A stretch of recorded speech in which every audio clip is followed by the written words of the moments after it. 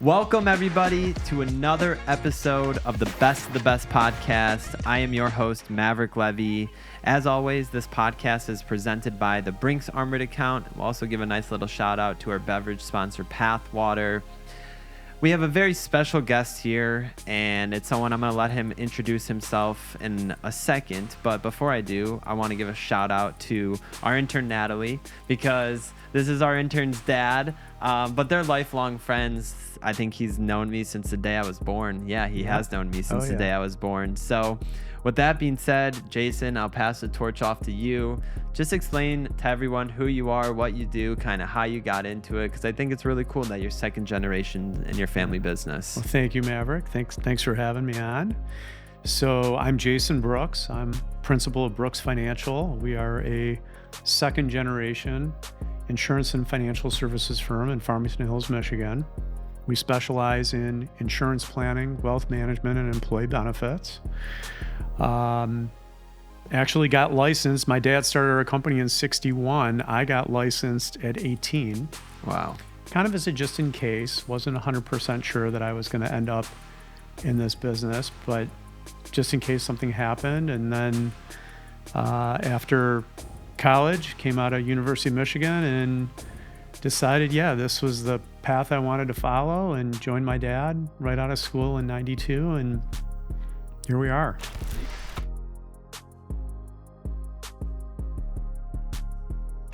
So you've never had another career besides? I dabbled in some other things before I made the full pledge into this. I was entrepreneurial spirit, doing some things during college, which you can relate to. Yeah, 100%.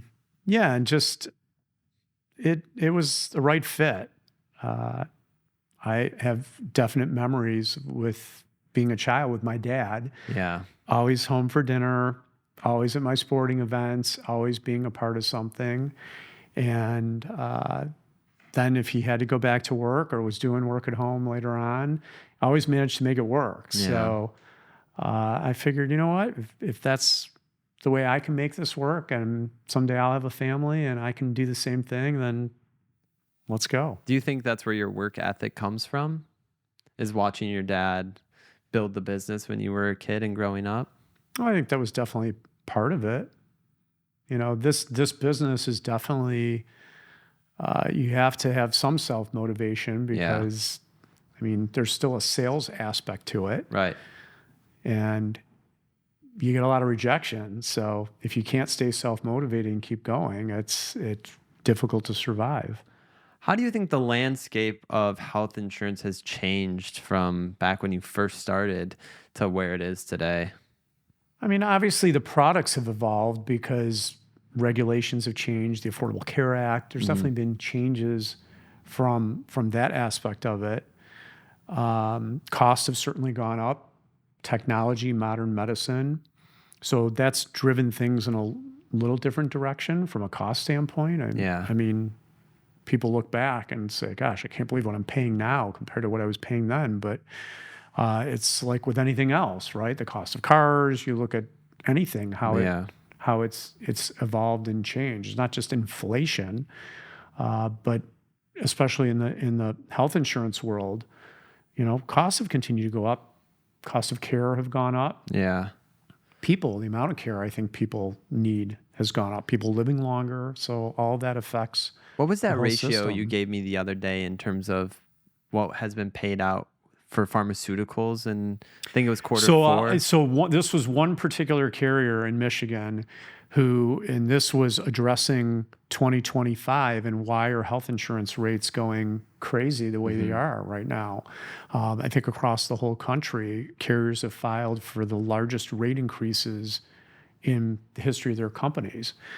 And it's all a reflection of our health and the amount of care we've needed. Right. So the pharmaceutical statistic was for one particular carrier in Michigan, their fourth quarter pharmaceutical claims for their entire company, so large group, small group, individuals, large group all pharmaceutical claims in their group space for one quarter, fourth quarter of 2022, they paid out $750 million. That was fourth quarter of Fourth 2022. quarter only of 2022. Okay, 700 million. We'll call it roughly. 750 million. 750. Okay. Fourth quarter 2023, all pharmaceutical claims for that same carrier was 2.1 billion.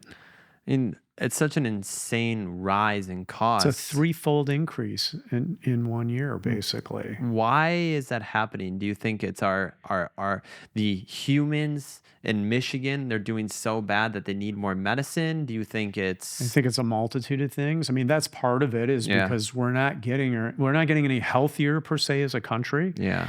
But the other part of it is, at least in the pharmaceutical space, pharmaceutical companies record profits right now. And I'm not saying that's bad or good. Live in a capitalist society, right? So that's part of it. But definitely it's great for their stockholders. But you've seen record profits from pharmaceutical companies.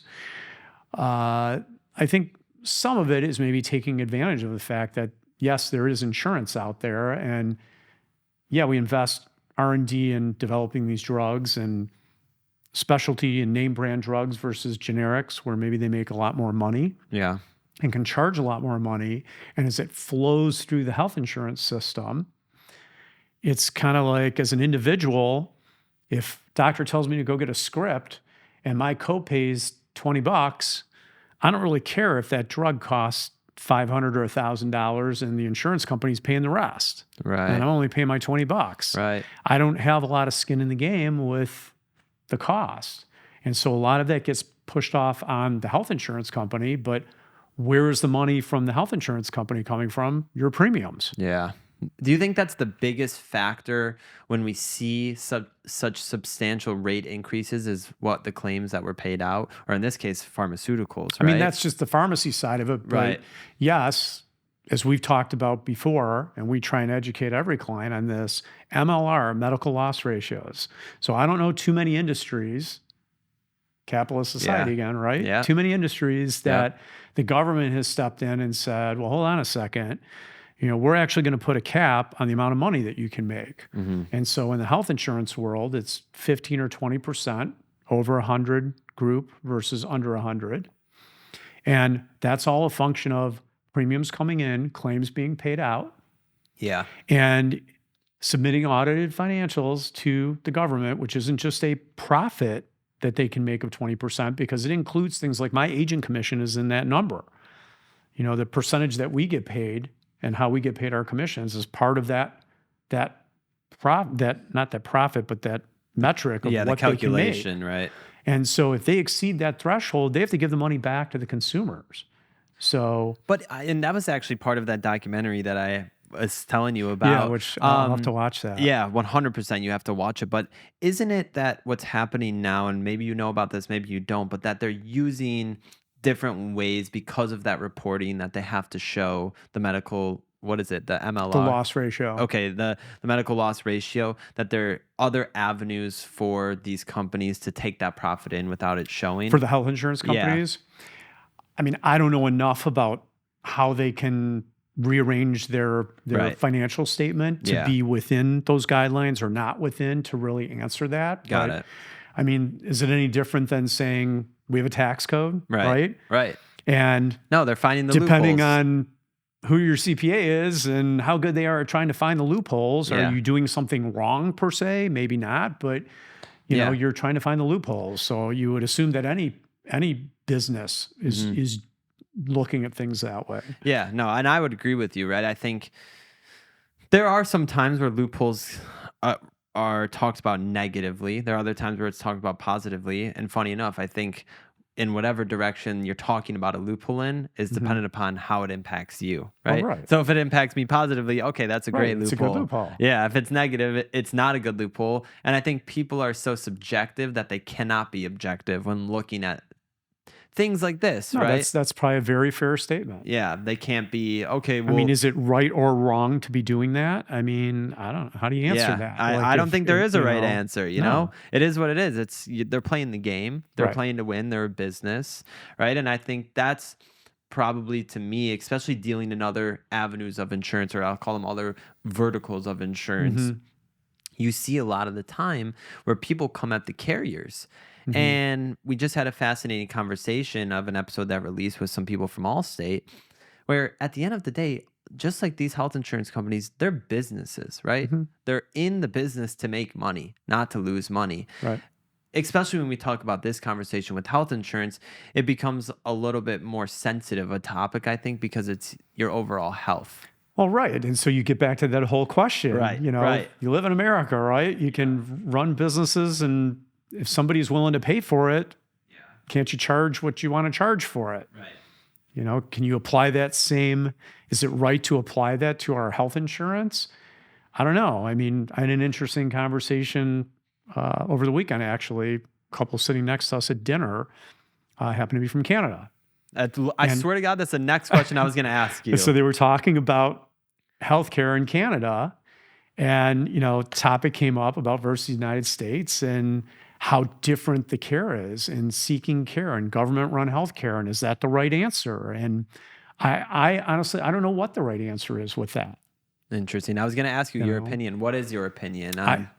I don't know what the right answer is. I mean, I see it, and I'm a consumer just like all my clients are, right? I'm paying rates. It's not like you got a better deal because I'm the agent. I'm paying the same rate everybody else is. I would say probably you're paying more too, because you're looking for better coverage. Well, sometimes. and my business, the way my business is structured and what I'm providing my employees, I mean, it's a big number. Yeah. But I don't know what the right answer is. I mean, I see costs going up, and people making the statement like something's got to give eventually. How can people afford this stuff? Right.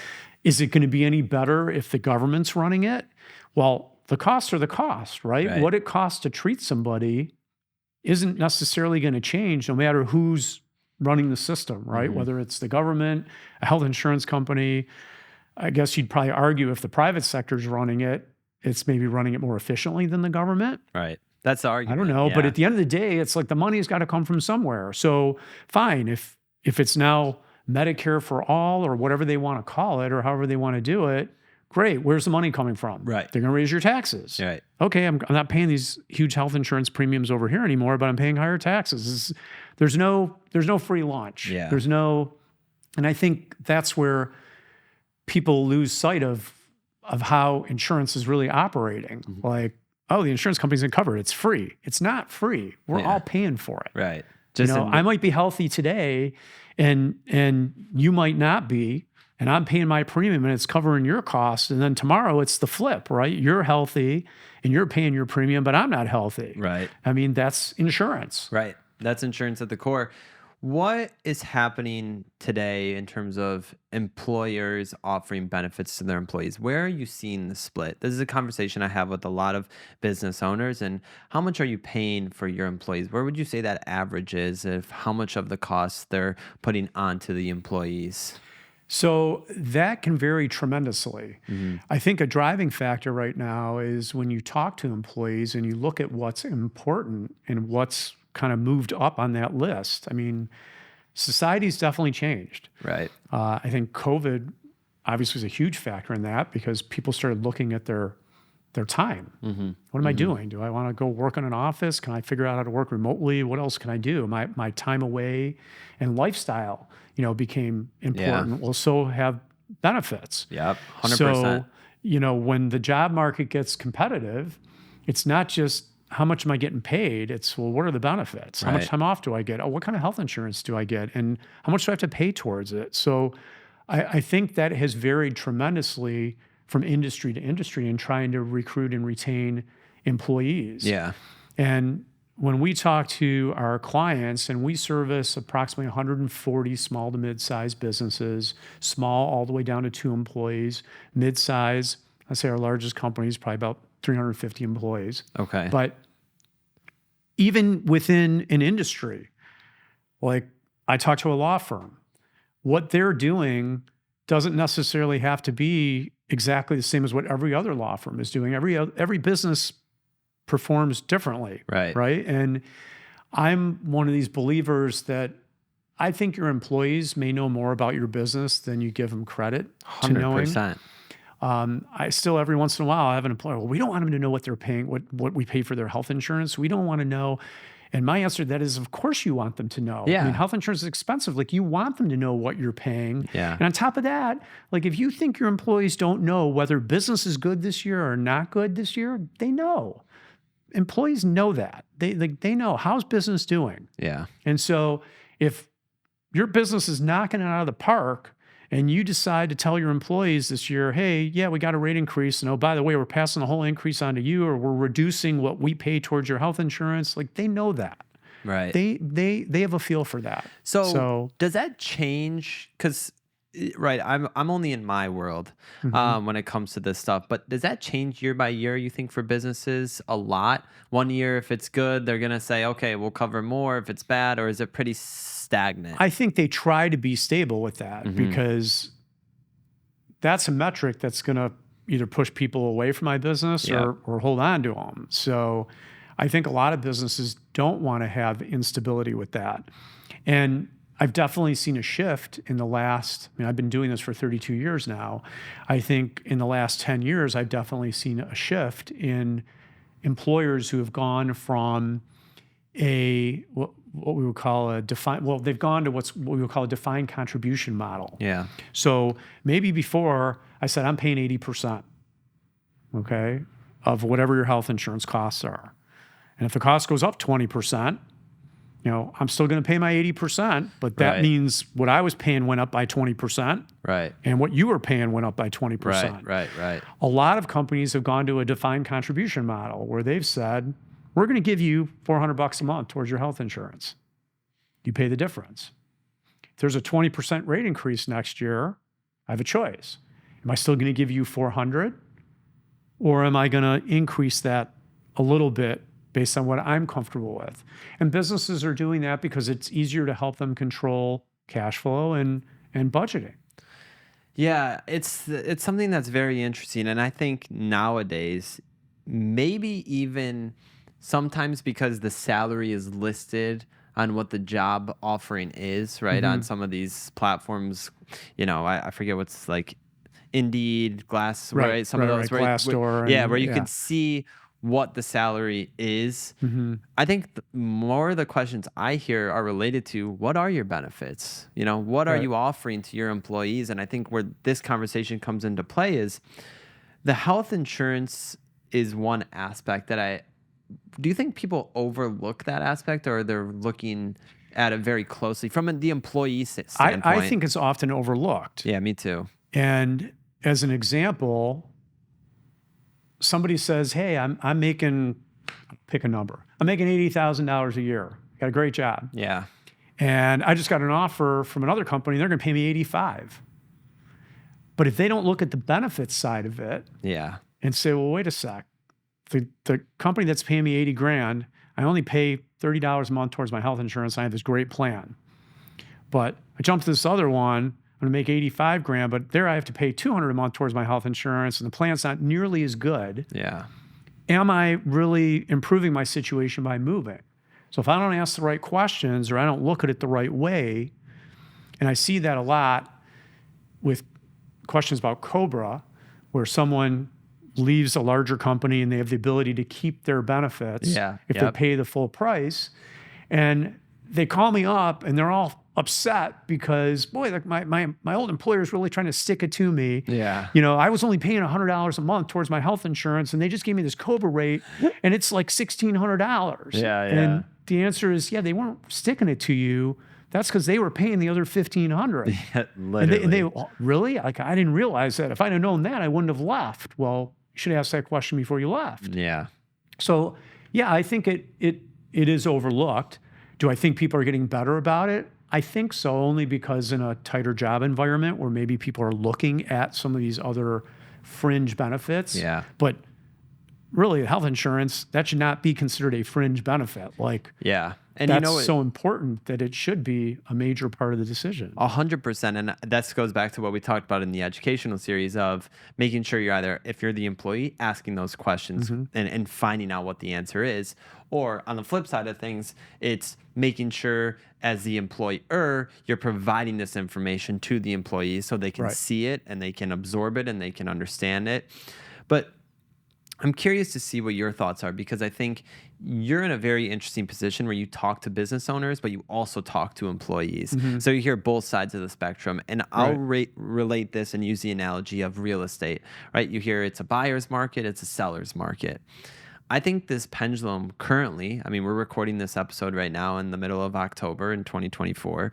I think the pendulum is swinging right now. And I think the past year, maybe 2 years, we were in an employee focus industry where it was, what can I offer my employees? There's, a lot of jobs out there that are opening up. And now I think we're shifting, and we're like maybe in the middle of the shift where there's not as much job openings anymore. Things are getting competitive. Things are starting to tighten up a little bit. Where do you think we are in terms of that market?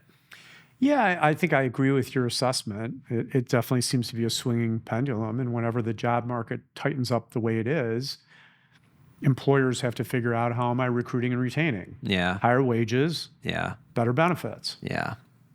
So I definitely think maybe we're swinging back the other way a little bit. Yeah, me too. There's no perfect forecaster of it. No. And there's no way to predict it. And it's an interesting one because I'm always like, you've known me my entire life, and my goal with this podcast as someone that mentors me is to always be as open and transparent as possible with who I am. And especially as a leader in some of these businesses and organizations that I'm a part of, I always advocate for the employee, always, right? I always say, we need to do more, give more. Recently, and I don't know, maybe this is me maturing and getting older, maybe this is me looking at the bottom line a little bit more, but I just feel that you can do the most for some of your employees. And at the end of the day, sometimes it's just not enough, right? They're always going to be looking for more. They're always going to be wanting more. And that's where it goes back to this conversation of looking, if I'm an employer and I'm looking at what benefits I want to offer my employees. If you're listening to this right now and you're an employee somewhere, I think you should be grateful that if you are somewhere with good benefits, that means that they really took the time out to build a program that offers you good benefits, because it's very easy to not do that and to say, okay, we don't need to do this, right? They can come in, they can come out. But I think the businesses that do that probably excel a little bit more. Would you agree with that? 100%. With what you see? 100%. But I think some of that fault falls back to society, right? Like, what are people learning, or how are people's views where they're not appreciating what's being done? 100%. And so, yes, that discussion we have all the time with employers. If we change this, how is that going to be perceived? Yeah. Right? Like, am I going to get any credit for really doing that? Right. Like, is anybody realizing that I'm doing a good thing here? Yeah. They have that discussion all the time. And usually it's like anything in life. I think you talk about negative versus positive, right? You can do something positive, but what do people typically remember or it's the negative is the negative, right? And that happens in so many things. And I think it's the same thing here. If I raise your copay, we won't confuse terminology. Right. Your employee contribution to the health insurance. If rates go up 30% and I only pass part of that increase on to you, are you saying, wow, what a nice guy, right? It went up 30% and you're only increasing my contribution by 10%. Oh my God, this just went up. They're saying, oh my gosh, you raised my contribution by 10%. Or, hey, rates are going up by 30%. So instead of making you pay more, we're going to increase your deductible from $500 to $1,000. Yeah. And we'll keep your contribution the same. We're probably still paying more as a company. Yeah. But now you have a $1,000 deductible instead of $500. And if you think about it from an employer perspective, that really only impacted the people who use the coverage, right? Because if you never use the coverage, who cares if it's a $500 or $1,000 deductible? Yeah. Or if I only spend $500, What was the difference whether my deductible was Right. 500 or 1,000? Right. It doesn't matter. But it's sometimes perceived as such the negative. Oh, you raised my deductible from 500 to 1,000, that even though they really did something good, It's a it negative. still comes off as a negative. So Yeah. I don't know that there's any way to fix that. I agree with you. I You agree. know, if everybody was a business owner, they'd look at the world differently. Well, that's what I was just going to say. I think the way to potentially have some sort of solution, because there's never going to be a full, okay, we're going to do stitches on this, it's going to heal, and you'll never know it's there. There's always going to be something there. And I think the answer is for the employees to understand, to ask the questions, to see what this is really costing the business to provide this service or this benefit to you as an employee. And I think this stuff is fascinating because, especially at my age, people just aren't thinking about these things when they get a job, Right. in my Well, and opinion. you used the word transparent. So that also falls on the business. Right. So the business should be for providing a compensation statement. Like they Yep. should be telling everybody what they're paying. 100%. Like 100%. where they used to want to hide that before, like today it's no, let them know. Yeah. You're not an $80,000 employee, because by the time I add your benefits in for 15 or 20,000 and all the paid time off, and if you have other benefits, life insurance, group life insurance, or short-term or long-term disability, or a pension plan, by the time I add all that stuff in, you're not an $80,000 employee. You're a $110,000 a year employee. Yeah. If They you should see that. If you had to guess, and obviously you don't have data or statistics with you, but using your gut opinion, would you say that your clients that offer better benefits to their employees are more successful than those that offer worse benefits to their employees? No, I don't think so, because it varies by industry. So there's industry standards. I mean, it's not just industry standards, but it varies by industry, because even if you just look at utilization of healthcare services, right? So typically, your higher income earners, your higher educated people are going to be your higher utilizers of benefits. Right. And I'm not saying whether that's right or wrong. It just is. It just is. Yeah. So obviously, they may have to cater differently than in some other environments, whether it's a blue collar factory, situation. Yeah. Obviously, automotive. I mean, we're in Michigan, different side of it. They have unions, they have different things negotiating for them, but small shops, Yeah. may approach things differently. But I think ultimately the job market in any industry is what's going to drive that, right? Because Right. if there's more competition and, maybe one employer says, well, I want to do this differently. I mean, I've been fortunate enough, at least when I look at our clientele, I think I'm really fortunate in the businesses that I work with. The majority of them really care about the employee, and that's part of their deliverable to their employees, is that, hey, we have good benefits, here's what we're contributing, here's how we're doing it. Right. And trying to explain or be transparent about why they're doing it this way or that way. Does that make them more successful? I would have to think so.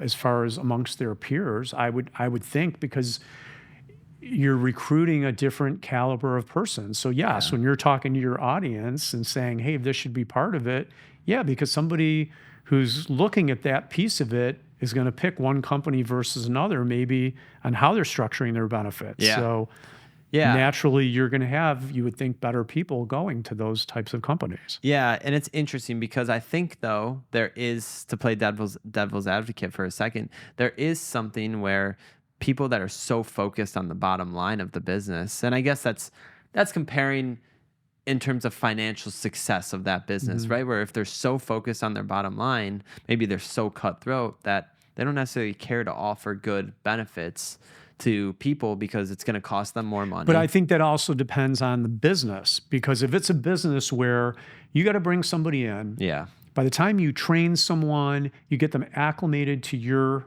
job descriptions, your environment, what you actually do. If they're out the door as soon as that happens, then your business model isn't real efficient. Right.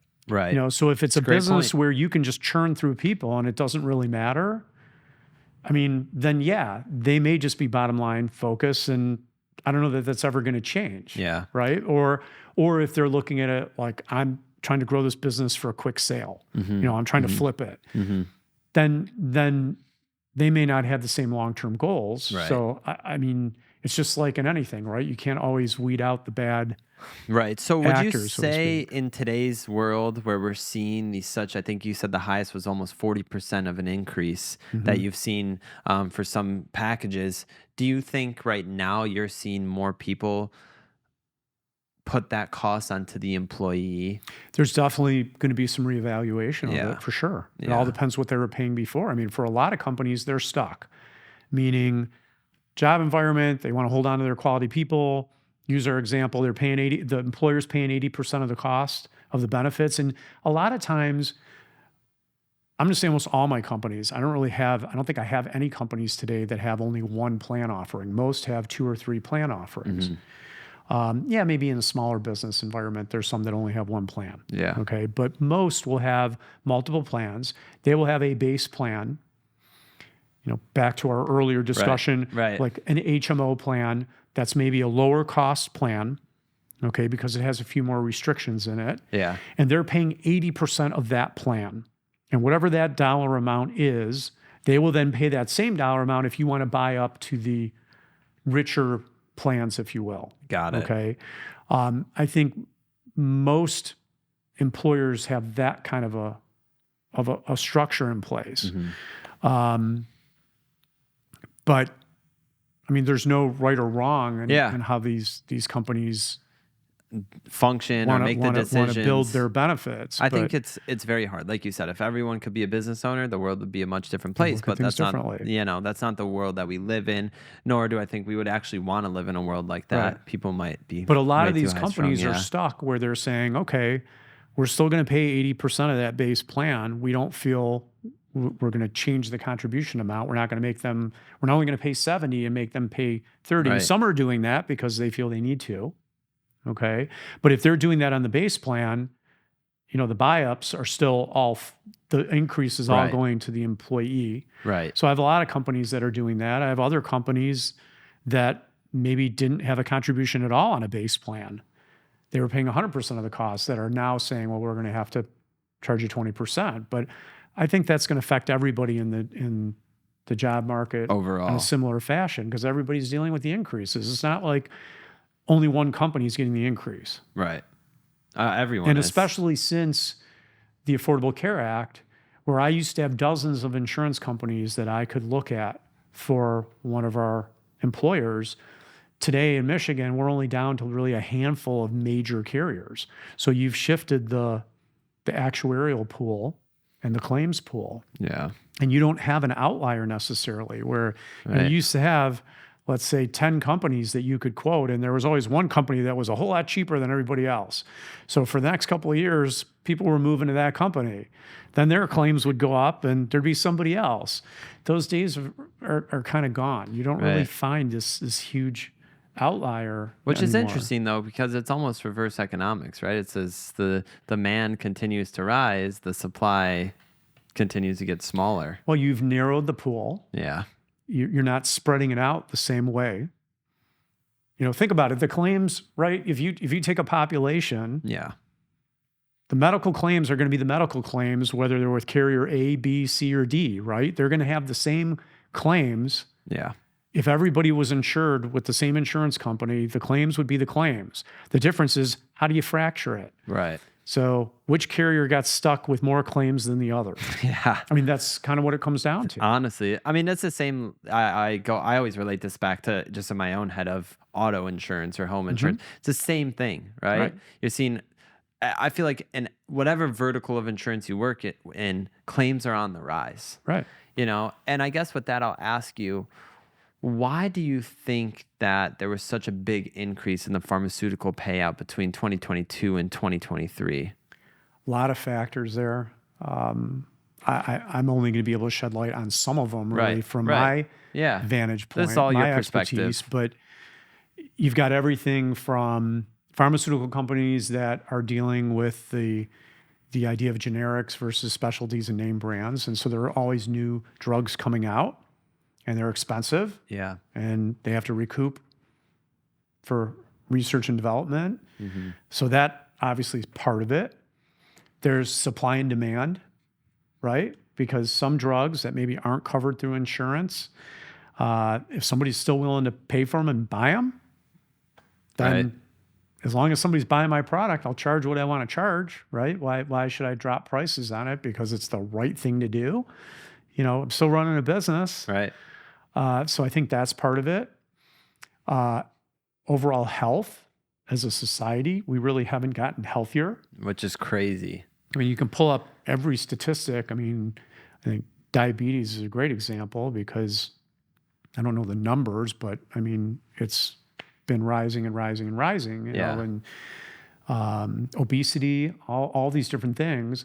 Then at the same token, you also have different medical gene therapies and all these new medical things that are coming to market now. Yeah.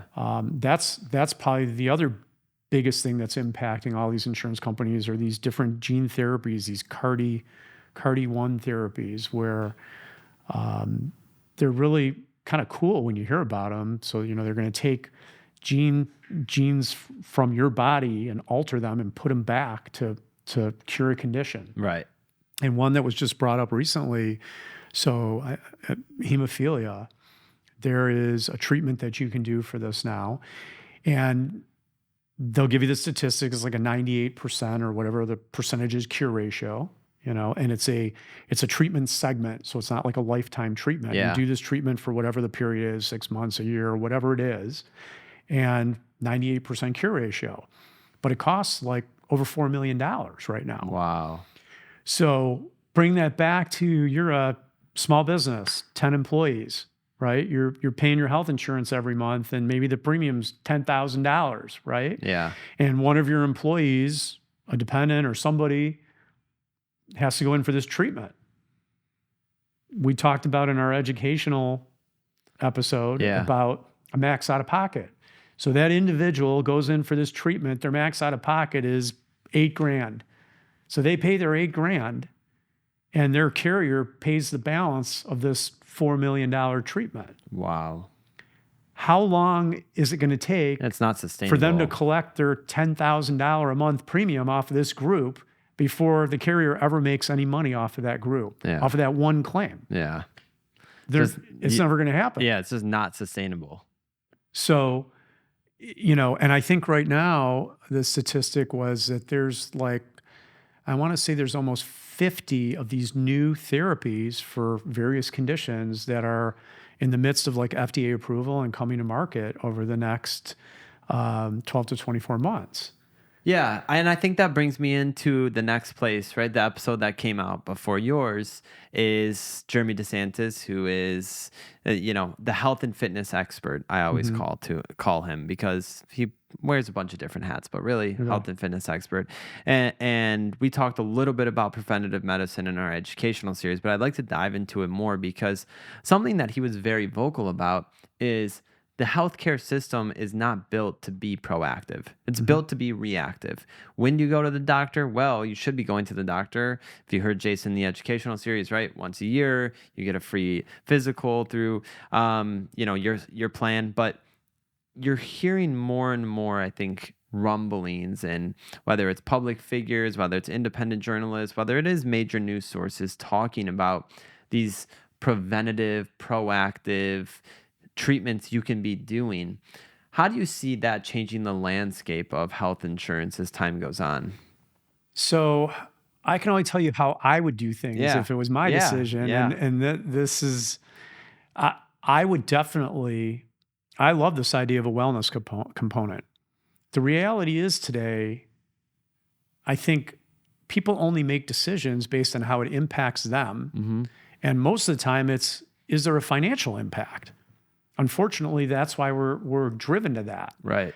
And so we talked about these wellness plans that are out there. So there's wellness plans that are out there where the monthly premium, and usually these are employer-sponsored plans.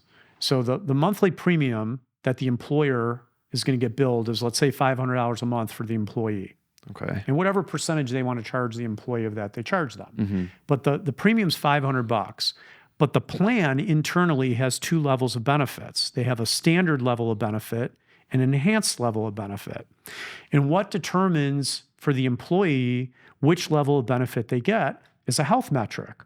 So you go in for an annual screening. Your doctor fills out this questionnaire. Yep. Are you a smoker? If you are you willing to join a Quit the Nick program? Right. They look at BMI. What's your body mass index? Yeah. Are you overweight? Are you willing to make changes to exercise, dietary things to help adjust that? Are you a diabetic? If so, are you doing the things that you should be doing to control your diabetic condition? Yeah. If you do the things that you need to do that we know statistically will make you healthier, you will have less claims, we're going to give you this enhanced level of benefit. So on the enhanced plan, you have a $500 deductible, you have a $20 copay to go see a doctor. Right. If you say, I don't really care about any of that, I'm not going to quit smoking, and I'm not working out, and I'm going to live my lifestyle and do whatever I want to do, that's fine. But you're going to be on the standard plan now, and the standard plan might have a $1,000 deductible, and if you go see a doctor, it's a $50 copay. The idea being, if there's a financial incentive to it, maybe you'll make the decision to go the other way, make some lifestyle changes, which ultimately saves you money. Which saves them and money. Saves the system money. Yeah. Saves everybody money. Right. If I had my way, I would say there's the opportunity. Somebody's not going to do it just because you expect them to do the right thing. Let's give them an incentive to do it. 100%. Make every plan function that way. If you had to start a country from scratch, how would you put together the healthcare system? That's an interesting question.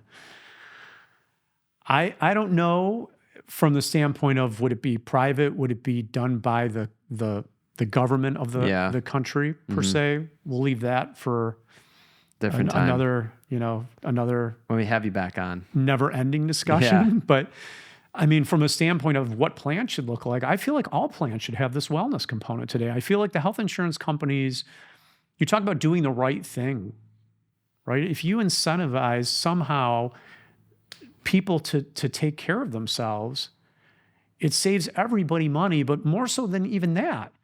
If I'm ultimately going to end up with a medical condition, right? I can't predetermine that per se, right? Yeah, there's risk factors. Okay, if I smoke, I have a higher risk of this. If I don't eat the right foods, I have a higher risk of this. But that doesn't guarantee it one way or the other. I still may do all the right things, and I still may get cancer. Right. But if I never go for a preventative screening, or I'm not willing to go see my doctor, maybe that cancer doesn't get detected until it's already terminal. Right. Or I'm stage 4, and now I'm going to have horrible, never-ending treatments. It's caught much later on. Whereas if I'd taken maybe some measure, maybe it got caught earlier, and whatever had to be done to treat it was so much more less intense. Right. That forget the financial side of it to the carrier and to everyone as we're talking about this insurance pool. But what about the financial side to me? Because maybe I didn't hit my max out of pocket now. But more importantly, what about the treatment to me and the cure ratio? Yeah. The treatment was a lot less. Yeah. So I was able to resume a normal life. Right. But if I had all this major surgery or all this other, who knows if I ever live a normal life after that? Yeah, I'm thankful to be alive, but would you rather be alive and saying, God, I'm just happy I'm alive? Or would you rather be alive and say, this is like it never happened because it was caught early? Yeah. I think people don't think that way, though. Yeah, in my opinion, especially as I get older, is you really start to realize that unfortunately human beings are lazy. And I think especially in America, people are lazy and they don't want to put in the work. However, I do think, especially in America, we are the country of incentives, in my opinion, right? Trying to incentivize someone to do something. We see this a lot in businesses and incentivizing you to stay later. You'll work, right? You get paid overtime and all these things that are in place for incentives to be a thing. But it almost makes me think, especially, I think it's about 20% of our overall economy in America is related to healthcare. Whether that's health insurance, whether that's doctors, right? Some aspect of healthcare makes up, I think, roughly 20%. Don't quote me on that figure. Maybe Ben will pull it up and chime in if I'm right. But with that being said, these people have access to data, information, resources for the ability to understand probably someone's lifespan based upon the decisions they're making, the daily habits they have. But if I'm looking at this, right, in my position, and it's like, well, why don't you incentivize someone to go to the gym? We know exercise is very effective, especially cardio, especially lifting weights. We know both of those things are effective in their own avenue for multitude of reasons. And if I'm a healthcare company and I'm looking, how can I potentially save money? I would think automatically to go, okay, great, let's team up with a gym. Let's give everyone that's on our plan access to this gym. But then the other side of me, the business side of me, looks at it and says, well, people are lazy, right? So maybe they're looking at data that shows that the people you could put, it's almost like the saying, right? You take the horse to the water, but you can't make the horse drink. So I think maybe that's what's going on. And of course, it's all speculation, but maybe that's what's going on is they're seeing the data that people just wouldn't go, even if you incentivize them to go, because realistically, how much bandwidth do they have for incentives? Probably not that much, especially looking at claims and how claims are on the rise. So it's very interesting to think about the different situations. Ben, what do you got? What is this? U.S. healthcare spending grew 4.1% in 2022. Data share. I'm trying to see. Yeah. Okay. So about 17.3%. So almost 20%. So almost 20% of our economy is spent in something related to healthcare. Like I said, it just goes back to thinking like, how can we, as the people of this country, right, not focusing on the globe, but of this country, become healthier and do better? Well, but that's where I come back to my statement that unfortunately, call it lazy, call it whatever, some people are willing to do those things on their own and some people aren't. Yep. I'm not saying that makes someone better than someone else. Yeah. We're just all wired differently, right? Yeah. It's a free country. Do what you want to do. Right. But when you start talking about some of these things like healthcare, for example, ultimately I'll come back to the financial statement. Yeah. Unfortunately, people are motivated by things that affect them negatively from a financial standpoint. Yeah. Yeah. So I can give you free preventative care, but that's not going to make you go to the doctor. Yeah. But if there was a negative to it, if it was going to cost you money to not go to the doctor, you may think differently. Exactly. And that's where I think too, we have, I don't want to call it a problem because it's not maybe it is a problem. I don't know what it is, but where I'm going with this is you, especially me and you, right? I know how old you are. You're relative to my dad's age. You're in healthy shape, knock on wood. I'm superstitious, right? But we essentially are paying for someone that is unhealthy in a roundabout way. And I think that is what I'm hearing more often than not recently, just in social settings more than anything, not even in professional settings or listening to podcasts, maybe here and there. But we had the conversation with Jeremy. I go back to having him on and he's explaining how you are paying for someone's unhealthy behavior, right? You're paying for their unhealthy habits. So how do we create a system? And I don't think there's an answer, right? I don't think there is an answer. There is no answer, but it's almost like the system is so unfair if you are healthy. Well, but think about it this way. I could do everything right. Exercise, eat healthy, take care of myself. It doesn't mean I'm not going to get sick. I agree with that. It doesn't mean that I'm not going to have some major medical condition. And so if I'm forced to bear the burden of that payment myself, it could break me. Yeah, but I would say, wouldn't you say that statistically, because that's how, right, again, going back to my side of insurance on the home, auto, and personal lines, right, the carriers are looking at the statistics all the time. Every decision they make is usually made with data and evidence. And I would say the evidence out there would show that even if you're healthy, you're eating right, you're exercising, you're doing cardio, you're lifting weights, you're less likely to get sick than someone that is not. And that's where it comes down to, okay. Then, well, but that's going to go back to my whole argument about if I was in control, if I was starting my own country, why I would want to have that wellness-based type system, because I'm rewarding the people 100% who are taking care of themselves. 100%. Now, ultimately, you could vary. I mean, whether you say the premium is the same and I'm hitting people in their pocketbooks with what they're paying out of pocket, but I could vary the premium. Yeah.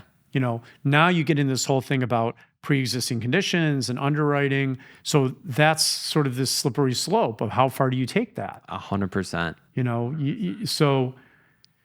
And that comes back to this whole idea of do the right thing and spread the risk. Maybe in this area, you can't look at health insurance the same way you might look at some of these other societal questions and say, is it really wrong that I'm paying for somebody else's, bad habits, if you will? Right. I guess to what extent you go with that. 100%. But what would you say is the number one questions that either individuals, or maybe it's different answers, individuals or employers ask you?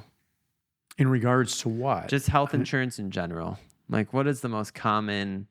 How do I save more money? Like, that's what I feel like it would be from an employer standpoint. I think it's probably focused on a cost metric. Either how do I reduce my premium that I'm paying each month for coverage? And the answer is always the same. Yeah. You reduce the coverage. Yeah. Take on more of the risk. Yeah. And reduce your premium. Or how do I reduce what I'm spending out of pocket? I got medical issues. Well, you're going to have to pay more in premium to have better benefits. Yeah. Kind of like I want to have my cake and eat it too, right? Right. I want to pay nothing and I want to have everything covered. I know. I'm sure that's probably like the most asked. I don't know that will ever change. Yeah. And I don't think it ever will. Let's talk about something that could change the way you handle your money. Imagine a world where your bank account is as fortified as an armored truck. Welcome to the Brinks Armored Account, the last debit card you'll ever need. With at least one monthly deposit of $500 or more, you can say goodbye to monthly fees and hello to money management that pays you back. With the Brinks Armored Account, you get cash back on your purchases, access to over 100,000 ATMs with one free withdrawal per month, and an optional overdraft service that respects your boundaries. But that's not all. Brinks takes security as seriously as you do. Enjoy peace of mind with ID theft protection and purchase assurance, guarding your transactions and new purchases against damage or theft. It's not just an account, it's an armor for your finances. Qualify for early direct deposit and you can receive your paycheck or government benefits up to 2 days faster. It's your money. Why would you wait? Step into the future of financial confidence with the Brinks Armored Account. Visit brinksarmored.com to learn more or connect with Brinks Armored on social media. Brinks Armored Account. It's not just safe, it's Brinks safe. How have you grown your business that your father started and now where it is today? How have you grown it? What have you done to really grow it? So I was very fortunate to come into an existing business because I think starting, especially in my business from scratch today, is extremely difficult. With the way the world operates today between social media and connections and, face-to-face people relationships aren't really the same as they used to be. Yeah. So I was really fortunate to come into an existing practice and then grow it from there. And I think how much do you think you've grown it, by the way?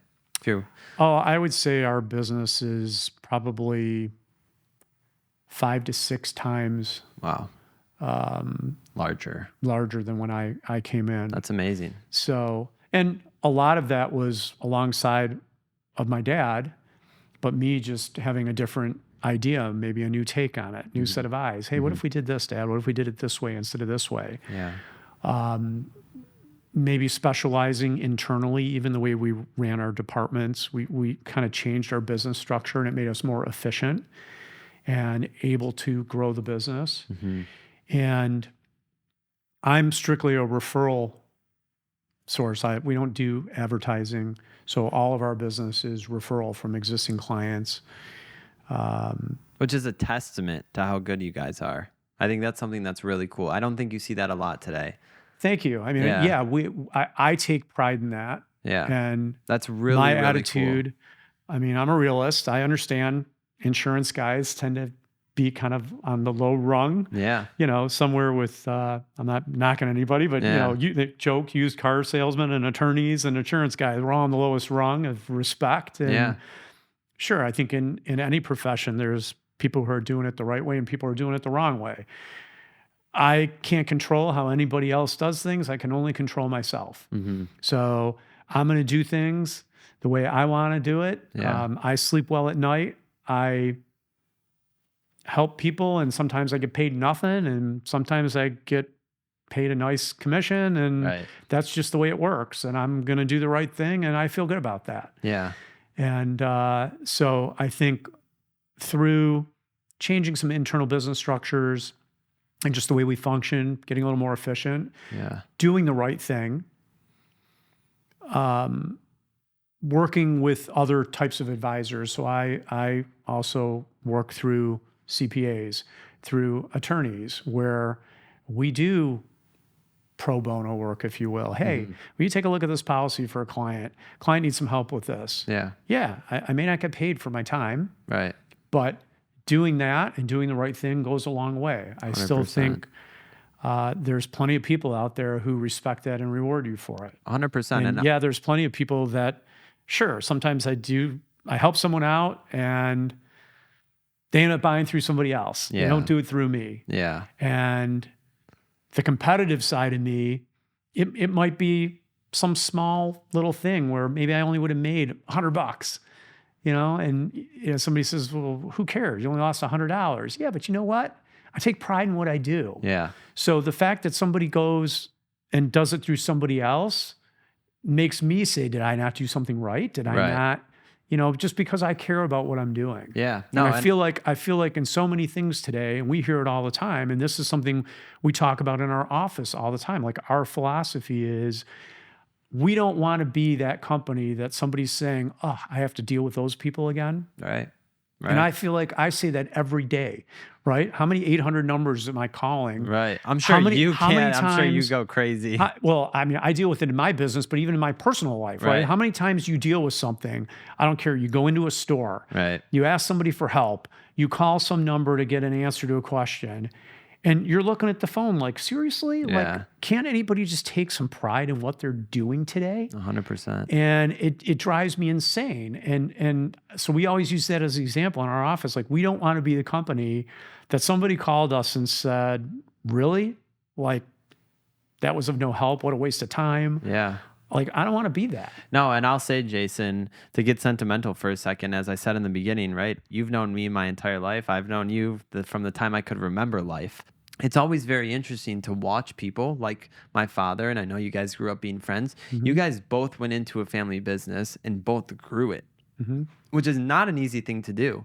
In fact, a lot of time you see someone, you guys have these friends you grew up with too, right? They went into their family's business and it did not go up. In fact, it went down. Right. Statistically, it's when you look at multi-generational businesses and how many survive through second, third, or fourth year, the statistics are really interesting how many businesses fail. And I believe that. So I want you to know that I feel that way because, usually when we chat, it's quick or we're talking about something specific, but I want you to know, and maybe you clip this and you send this to your other clients or, you put this somewhere, but it's really true.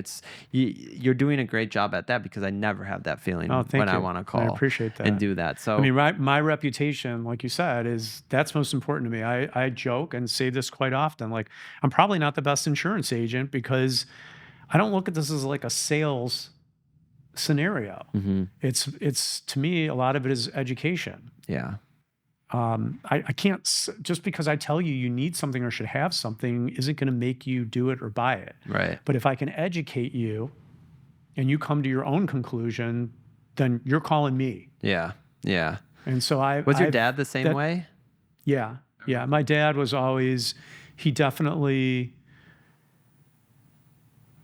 I think, and I think a lot the same way, figured out that telling stories or making a connection with someone and having them have an emotional response to something is going to help them understand something.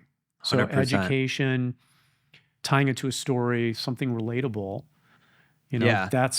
that's what helps in my business. And that's, I think, the way I was taught by him or watched him, observed, and that works. That's the way I want to do it. Now let me ask you a very interesting question, which someone has asked me recently. What do you do differently than what your dad did?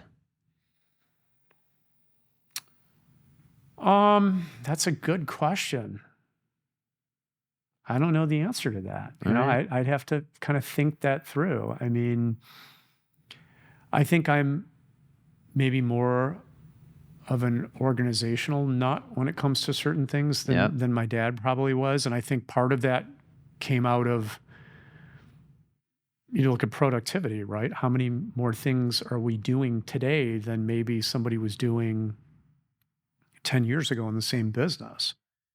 You know, if you're dealing with so many different things, like if you're not organized, you can't deliver on all these different things. Yeah, and I think that comes also from the first generation is building, right? And like they're wearing multiple hats and doing everything at one time. So there really is no time to organize, right? It's just grow, build, grow, build.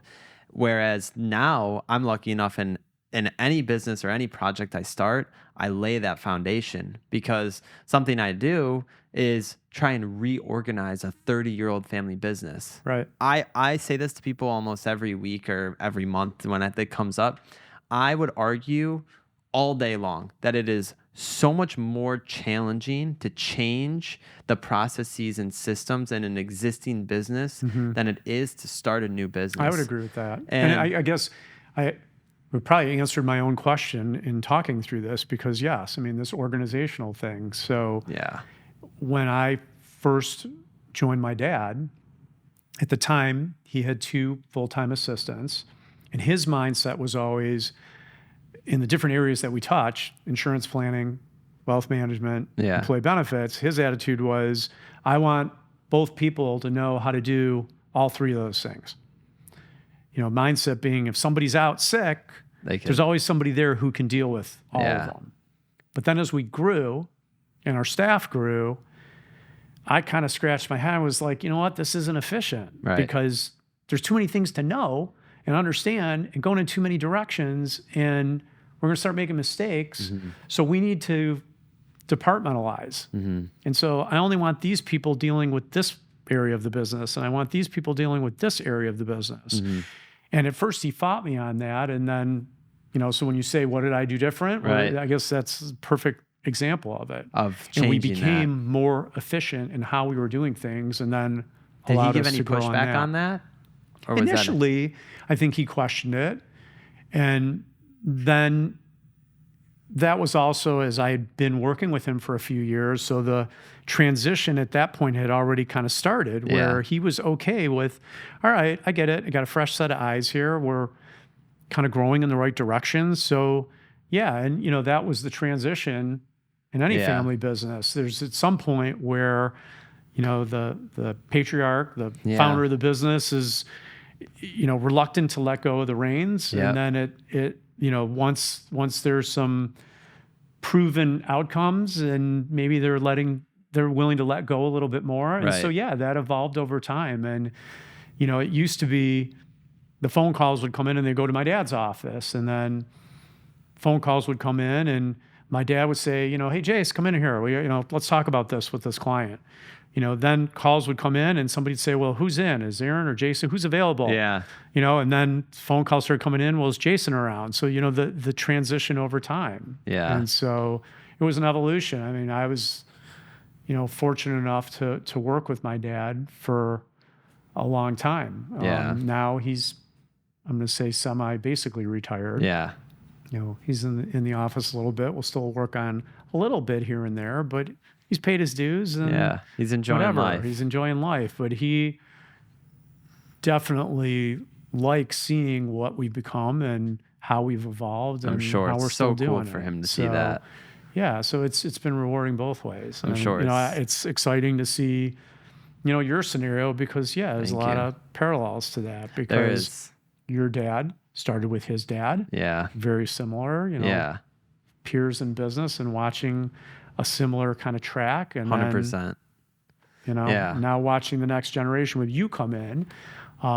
My kids, you know, my daughter's doing a little internship with you, and my son's 100%. doing his own thing. which is fine. Which I have to say, it's so weird for me to see how much they've grown up because it makes me feel old. Yeah. Back then, You can imagine how it makes me feel. I But yeah. I can only imagine, but it's so funny because I told you I ran into Brandon at the gym and I literally didn't even recognize him. He was like, "It's Brandon." I'm like, "Oh my God, I didn't even recognize But you." also knowing what I know, and part of it is because of the business that I'm in, so not just the health insurance side, but the other planning and work that we do, seeing businesses transition, knowing the failure rate in family businesses a lot of times. My business, especially with the amount of rejection and how tough it is in my business, I would never try to push my kids to come into my business because if you're forced to come into this business, it's for sure you're on the road to failure. Right. So how much rejection do you face? Like, do you think on a monthly basis, especially this time of the year is busy for you because renewals are happening, right? I mean, there's different facets to my business because on the health insurance side, I guess that's got a stable, I come to you with a 20% rate increase. I mean, you have to have the insurance. What are you going to do? I mean, unless somebody happened to show you something that we didn't, which with the way our process is set up, we are our own competition. I mean, I'm showing you every carrier. I'm giving you every option. It's pretty hard pressed that somebody's showing you something that we didn't show you. That's a little different than if you're a new client to us and we're trying to either take over your account or sell you some other product, whatever, that's a different story. So I think the rejection is different. But if you just think about, like we're talking about health insurance renewals for 2025, right? These ugly rate increases. Yeah.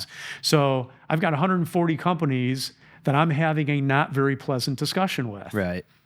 That's not a lot of fun. Right. You talk about do something you love, right? So you'll meet with all of them between when does that time frame start? So I have about 75 companies renewing between December and January. Wow. So this fourth quarter is a really bad time for us just as far as workload. Yeah. And a lot of that is because of the Affordable Care Act and how the business evolved. Renewals aren't spread out as much as they used to be. Can we talk about that for a second? Can you go through when the Affordable Care Act became law and went into place? How did that change the ecosystem? Because maybe some of the younger generation doesn't even remember a time before there was the Affordable Care Act. So, yeah, I mean, it changed a number of things. I mean, one, it changed plan designs, really for the better, I guess, because I think a lot of people don't realize today when we talk about these plans and we talk about these maximum out-of-pockets, and the government for 2025, the max out-of-pocket for an individual allowed is $9,100. And people say, oh, that's terrible. It's so high. And we were talking about this earlier. When you look at the way these plans are structured with what you could spend in, let's say, a hospital, deductible coinsurance, and you have a cap on hospital expenses. Let's just say it's $2,500. The $9,100 that you can get to that includes everything, what you paid in that hospital situation, what you pay in copays for drugs and doctor visits and all that stuff. Prior to the Affordable Care Act, there was no true maximum out-of-pocket. You paid copays forever. So coverage in some ways got better. There were certain mandated things. So, coverages got stronger. Pricing metrics changed. Yeah. Which with the and this is without getting too far off into the weeds and too technical with it, like some of the pricing metrics that had to change with the Affordable Care Act really brought the cost for older people down a little bit and took the cost for younger people up. So again, good or bad, depending where you are in life. Right? Yeah.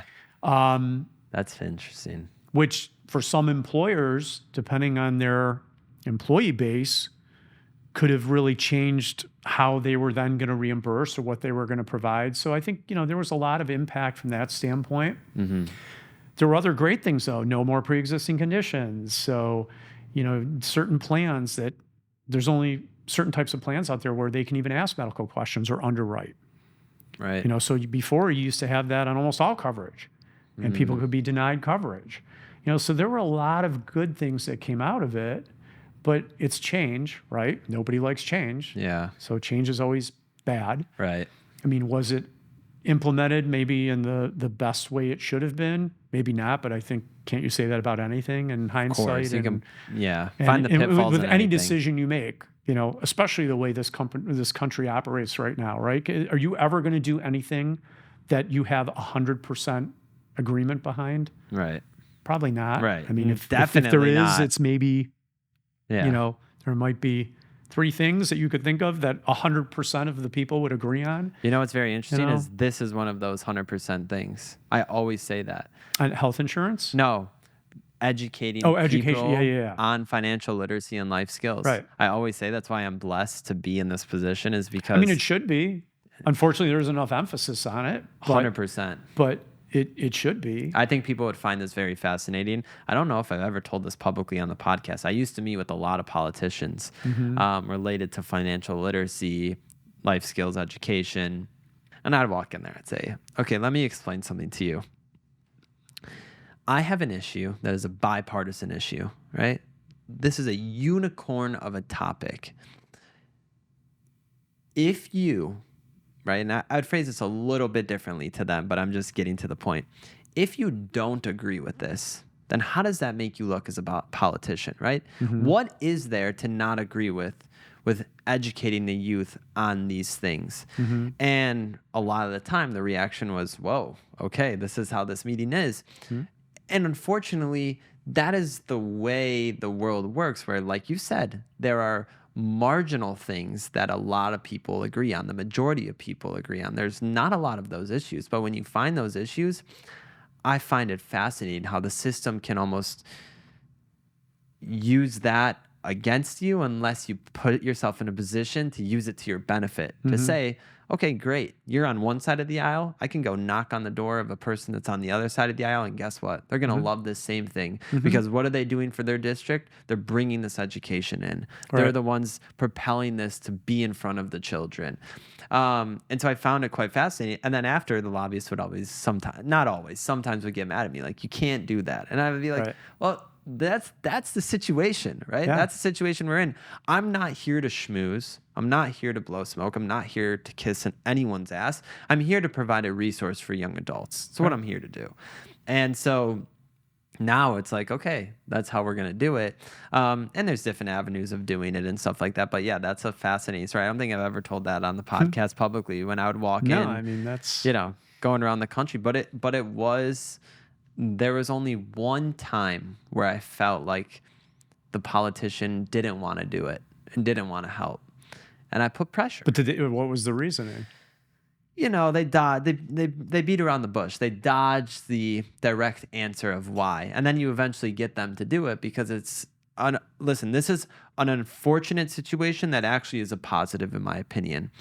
The unfortunate situation is that politics in this country, a lot of it revolves around PR. How can I spin this? How does this make me look? How am I perceived dealing with this? Right. And so a lot of them would attach onto that side of things, right? This looks great. If campaign's coming up, re-election's coming up, how good does this look that I'm bringing this into my community? This isn't very sexy when it comes down to it. This isn't going to get headlines. Exactly. Yeah, so... Exactly. Yeah. But very, very fascinating because, like you said, I mean, I think again, especially in health insurance, you deal with so much politics that when you take the politics out of it, like we have this entire conversation and have done, which I think is very important to do, it makes you think about, okay, why can't everyone come together that the health of this country should, number one, be improving, but number one, be cost efficient?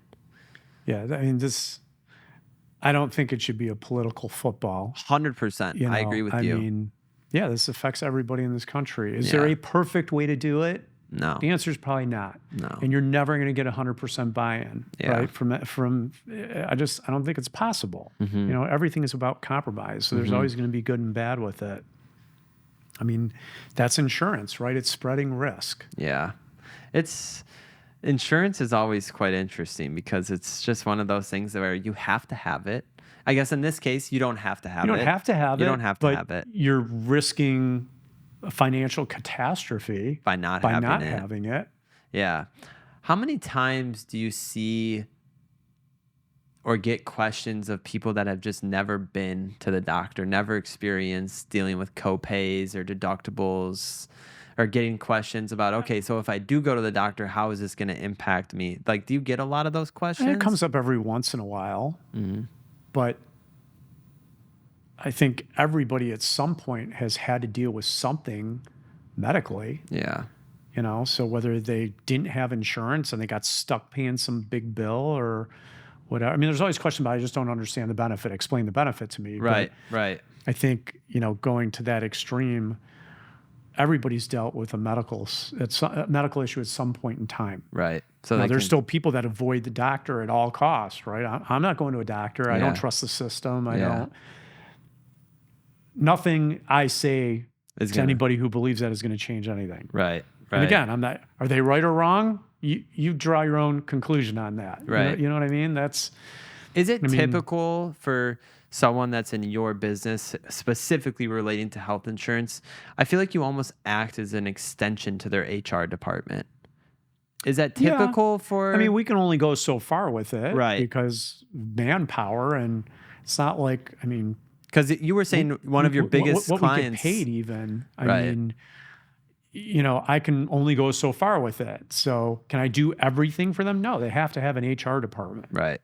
But we assist in a lot of facets, whether it's dealing with claims issues and having employees call our office to have somebody assist, like you call Phyllis, to assist with an account management question.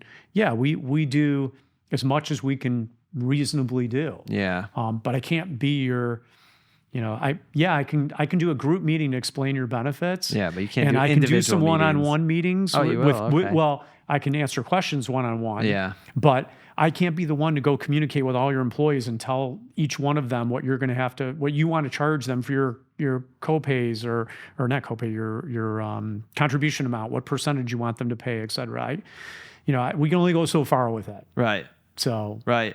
No, I'm going to pivot for a second. In that documentary that I've referred back to, I learned about the codes, right? And how the coding system works. Will you just give, just in case someone does not understand, a general breakdown of how the coding system works and how prices is dictated? And I'm going to just ask it with a little question in there. Do I understand it correctly that Medicare dictates what the cost is when you look at the term reasonable? Is that right? So Medicare. I think Medicare is a lot of times used as sort of the benchmark of what should be paid for certain services. But then carriers are able to negotiate their own contracts with hospitals and providers and what they'll pay for certain services based on how big their footprint is, based on how big their network is, how many carriers they can get in their network, based on how big their block of business is. So I don't know enough of the true behind the scenes for an insurance company to tell you that, they're for sure basing on this. I know Medicare is quite often sort of the benchmark that's used, but then again, how these companies negotiate what they pay or don't pay for certain services, I think there's a lot of variables that go into that. Got it. But then when you talk about how it ultimately works and the codes, so there's really two parts to this, because there's one, carrier discounts. Then two, there's this whole thing about my actual claim and how is a claim flowing through the system. And so you can't do anything about the carrier discounts. They are what they are. Some carriers have more discounts than others. Some providers get paid more for a service from one carrier than from another carrier. There's nothing you can really do about that. Right. Some carriers today have like a shopping tool on their website where you need to go get an MRI. You can go on their website and they're going to show you, here's 10 places you can go to get an MRI. And here's what all 10 of these places charge for that MRI. Now, ultimately, there are discounts that are put in place for what they're going to charge or not charge, but they're showing you where you can actually save yourself money on going to one facility over another. So, then you've got other carriers that are creating even more extreme networks. So we have a PPO and we have all these providers that are in network, but we've also created a network within that. Mm-hmm. And we have even lower costs if you use somebody within this designated network. So we're starting to see a lot of that kind of stuff evolve. So a network within a network. Yeah. So to try and even narrow the cost down further. So that's one aspect of it. That's on the carrier side. And like I said, you don't have a whole lot of control over that part of it. But then the other side of it is making sure I'm looking at my EOBs to make sure a claim is processed properly so that my doctor bills my carrier applies their discount, and then I'm told what I owe. Right. Where if I never look at that, maybe my carrier's not paying anything because it didn't get billed properly because the proper billing codes weren't submitted. Mm-hmm. So that code is different than like the discount code section, which is I think what you're referring to. Exactly. So really two different ways of looking at the of pricing for it, because I think that's also probably one of the biggest confusion points for consumers in the marketplace when it comes to anything related to procedures, scans, whatever it may be, that they're trying to figure out, where is this pricing even coming from? How are they getting to this number? Because the numbers, and correct me if I'm mistaken, and maybe this is a side that maybe you don't understand, but the numbers are the difference is so extreme between one facility and the next facility, where I think the example that I watched was a knee replacement, right? A knee replacement at one facility was $90,000, but that same knee replacement at another facility that actually happened to be worse treatment, it wasn't as good of a hospital, and the doctor was not as accredited as the other doctor, came out to about $400,000. And right there, it's like, well, why didn't that consumer go to the $90,000 one where they were getting better better healthcare, a better facility, a better doctor? And it just comes out all down to the consumer not even knowing, in my opinion, that those options exist. I mean, part of it is that. I guess the other side of it, you talk about insurance in general. If I'm having a procedure done and it's going to cost me $5,000, am I thinking about what does it actually cost? What's insurance paying on my behalf? Right. If I'm paying $5,000 either way, the mentality is, do I care if it costs $90,000 or if it costs $400,000? I'm paying $5,000, so why do I care? Right. Most people, unfortunately, don't think about it that way. Yeah. The answer is to why they should is because it's affecting the whole system. Everything. You're paying for it one way or another. Yeah. But until we collectively start thinking that way. Do you believe that, and not in terms of the package, let's say you're an employer offering benefits to your employee. So I'm saying not in relation to that. Do you believe that a higher cost of healthcare equates to better healthcare? Well, no, not necessarily, because... But isn't that fascinating though? Well, but there's so many factors to that, because you have doctors that work for a private practice. You have doctors that work for a hospital. Some of these doctors in private practice, let's say they're doing surgeries. Yeah. They may use like a surgical center. Right. Which is going to be cheaper, a lot cheaper. Which could be a lot less expensive than doing it in a hospital. Maybe the surgical center, because they're doing less procedures, you're getting more attentive care than in the hospital. Right. And I'm by no means saying one is better than the other, or that's always the case. Yeah. And maybe it may not be, but just from a sheer cost standpoint, it costs a whole lot more to run the hospital than it does to run a surgical center. Yeah. So is bigger always better? And maybe not. And sometimes yes, sometimes no. Yeah. But so I think there's so many variables to it. I think that's and there's no. I don't think in all this stuff with healthcare, like somebody will pose the question, what's the one thing we can fix that fixes it all? Yeah. I think it's not that easy. You can't just say, if we just change this one thing, it fixes the whole. It's not that easy. There's so many different pieces and components to it. No, just kidding with you. Yeah. I mean, exercise is one solution that. I mean, look, it's not going to be a total solution, but it's a solution that that's a huge Your health can get better. Garbage in, garbage out. Yeah. Right. I mean, yeah. You put better things into the system. Yeah. Better things are going to come out. I mean, over time, that would probably equate to less dollars coming in and coming out. But it's a time. Yeah, 100%. Right, that's not an instant fix. 'Cause it's And probably a we are generational such a, we want time. an instantaneous, right? Yeah. We want Amazon instant Prime. gratification. Yeah. Right, exactly. I want it tomorrow. Yeah. I mean, Right. I truly believe that has honestly deteriorated the patience that humans have because you want everything instantaneously. It's unrealistic. Yeah. More and more people are starting to become concerned about their plastic waste. That's why having a fun, refillable water bottle has become such a popular trend. So, let me introduce you to our official beverage sponsor of the Best podcast, Path, a sleek and completely recyclable aluminum water bottle that is also BPA free and refillable. Refilling your Path bottle not only reduces plastic waste, but also contributes to becoming carbon positive after only 4+ refills. Since 2015, Path has been on a mission to end single use plastic. It's not about drastic changes, it's about simple lifestyle switches. By educating people and encouraging them to hashtag refill it, Path shows that every refill counts in the fight against plastic waste. It's a small step that can make a huge difference. You can find Path in over 55,000 retail stores worldwide, including stores like Whole Foods, Target, CVS, Sprouts, and many more. Path is also present in airports, gyms, schools, and has extended its reach to travel, fitness, national parks, hospitality, and healthcare sectors.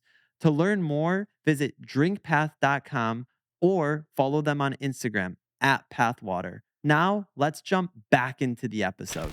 Have you ever heard of financial nihilism? Have you ever heard that before? No. So, financial nihilism is the theory that the younger generation is less willing to invest long term and more willing and more likely to make the decision to put their money in something like sports betting, where they can hit a parlay for a 5-leg parlay and now win $150,000. So you're starting to see a lot of financial nihilism happening because of sports gambling, because of going back to instant gratification and wanting I would believe that instantaneous 100%. results. I mean, think about the way we all operate in business, right? Yeah. Yeah. Send out a couple hundred emails a day, Yeah. however many phone calls, and think about expectations, right? Because we're all carrying our smartphones. Yeah. 100%. And so somebody sends you an email. Yeah. Unrealistic expectation is, well, it's been an hour. Why hasn't somebody gotten back to me? Right. You know, Right. phone call. I had a phone call yesterday. I didn't call somebody back within 2 hours, and they called back saying, do they want to lose a client? And I was furious when that happened. Yeah. Like, are you kidding me? Yeah. The amount of time I spend every year talking to you about whatever Yeah. subject they were calling about, Yeah. and you're going to call my office because I haven't gotten back to you within 2 hours and Yeah. tell me that if I don't want to lose a client, I better deal with It's like a this. threat. My answer is Bye-bye. go talk to somebody else. Yeah. Yeah. And then of course it's, well, I didn't, I'm sorry. I didn't, I mean, that's just, And Come on. that unfortunately is human nature now, right? that's Yeah. expectations. It's very unfortunate because especially in a world like yours where you need to be methodical, you need to go through things with a fine-tooth comb. Right. You need to make sure that, especially during open enrollment, I everything could is clone happening. myself and have 30 of me, Yeah. then great. But sometimes I don't even think that's it because I think the best things do in fact take time. I'm a true believer in that. I just been dealing with more people. Well, 100%. Because there's only so many hours in a day, right? And if I want to do my job to the Yeah. extent that I want to do it and not give you some quick brush off answer, Yeah. then I have to spend a little more time with you. Yeah. And so I may not be able to get back to you today. Right. Right. We're trying to schedule a meeting, right? I know. And No, I was gonna say last night you sent me a Zoom invitation. I think at 9:30 last yeah, night. 9:30, 10 o'clock at night. But, Yeah. but my point was you wanted to meet Monday. Right. And I said, I'm sorry, man, I can't do it Monday. Right. How about Thursday or Friday? Right. And, that didn't work for you. So now we're, to next week. Exactly. But there's something, no, if you can't meet with me right now, like I'm going to go find somebody else. Yeah. Come on. Yeah. It's craziness. But going back to how we got on to that track was talking about, the coding and healthcare, paying more for healthcare doesn't necessarily equate to better healthcare. And I think that right there is something that would blow people's minds if they looked at the data and they looked at the statistics that showed that, in fact, because this goes back to that, I think you'll find this documentary quite fascinating, but it goes back to that where the truth of the matter is that the majority of the time, paying more for healthcare means you're getting less quality the majority of the time. I don't know if that's Yeah. if I'm that's basing a this off the statistic, I don't know if documentary. he called it out in that documentary. I don't know if that's. I mean, whether he has the facts right to back that up or not, I have no idea. But Right. I'm going to say that to you. Think about it in any industry, right? Let's go back to your family's business, right? Tax planning. Yeah. If I pay more, am I necessarily getting better planning? See, in that scenario, I would argue yes, because typically, and this is, I think that's a bad example, because typically CPAs charge by the hour. And I think you see the rate per hour go up based upon experience. Right. But I guess I could say in medicine, you look at your extremely successful doctors, your surgeons, ophthalmologists and orthopedic guys and, cardiac guys and like your highest paid guys, they're charging a lot more money and they're the best. So are you going to say... Those are usually private guys though, right? They're not part of a... You say private, I mean, they're not part of a hospital system. What'd you say they are? Well, look, here you could talk about certain... And I'm not going to promote, one system over another, but like, in Michigan, right? People will talk about University of Michigan Hospital, right? And so no, I don't know that it matters whether they're part of a system or not. Right. But so I think there, just like in any industry, I think there's variation in that. Yeah. I think sometimes you're paying more for less care. But I think in other instances, you are paying more for better care. And I think that's part of the problem maybe with health insurance is that there is no like standard, right? Because you could pay more and get better care, or you could pay less and get better care. There is no, there's no common metric. And that's part of the problem. Yeah. But then you also could argue, but if we just started to pay everybody the same. So if we said every knee doctor is going to get paid X amount of dollars for every knee surgery. You can't make more, you can't make less. Do you then start to lose the incentive for someone to become more proficient and better in what they're doing or not doing? Yeah. I think... you commoditize it. Right. And that goes into a little bit about what's happening today when it comes to the medical system is there's not enough doctors. There's just not anymore. You're seeing, I had on a doctor a couple of years ago on the old format of the podcast, and his biggest message to the audience was, if you're young, think about becoming a doctor. If you're on the nurse route or nurse practitioner or the PA route, right? Think about, in fact, going to medical school. But it's funny because I hear from plenty of doctors that are clients of ours that say, I would never want my kid to become a doctor. Which is exactly it. Because they're all getting paid less money. 100%.